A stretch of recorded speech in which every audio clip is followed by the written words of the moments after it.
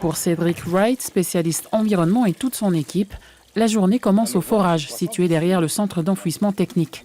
Pour évaluer l'impact de la déchetterie sur la nappe d'eau située juste à 45 mètres sous terre, il doit faire des prélèvements d'eau à plusieurs niveaux. C'est des sondes qui vont mesurer, il y en a une qui mesure l'oxygène dissous, ce qui permet d'estimer le temps de séjour de l'eau à l'intérieur de la nappe. Et les autres, ça va être le pH, le potentiel d'oxydoréduction et la conductivité. On mesure l'évolution des paramètres physico-chimiques, donc le pH, la température, la conductivité, jusqu'à ce qu'on observe une stabilisation de ceci, ce qui va nous indiquer qu'on a vraiment l'eau de la nappe et pas une eau qui va être en stagnation à l'intérieur du forage. Après l'eau, les sols. En fonction des sources de pollution potentielles, des lieux et des produits qu'on y stocke, Sébastien Saramegna va faire un échantillonnage composite de chaque zone. Une petite partie sera envoyée pour des analyses physico-chimiques.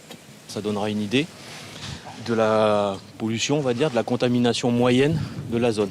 On recherche en fait en gros compte tenu de ce qui est stocké, donc on va chercher des métaux lourds, des hydrocarbures, des produits type TBT, des produits polluants pour donner une idée de la contamination, et après en fonction de ce qu'il y a, des quantités, des concentrations qu'on va trouver dans le sol, essayer de faire des préconisations, soit de traitement, soit de dépollution, soit de stockage particulier, et en gros on aura les retours dans 8 semaines en moyenne, que ce soit pour les sols ou pour l'eau.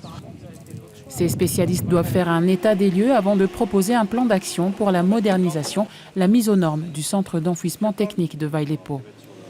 Normalement, la phase d'étude, après les phases travaux, c'est projeté sur 5 ans, mais ça peut durer selon les crédits qu'on va pouvoir chercher.